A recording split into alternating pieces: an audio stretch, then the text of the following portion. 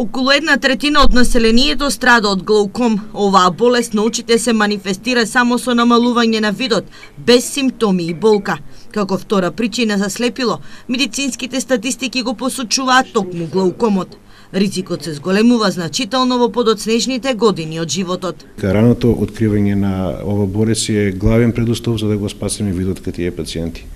Таа е болест која е подмукла, мине без болки, без нарушен вид во првата фаза, без црвенило на очите и тоа предизвикува сериозни оштетувања кога ние ќе откриеме, кога ќе се јави пациентот со тегоби, знае веќе да биде касно и да имаме сериозно нарушување на видот. За таа цел препорачливо е после 40-та година од животот да се направи контрола кај офталмолог.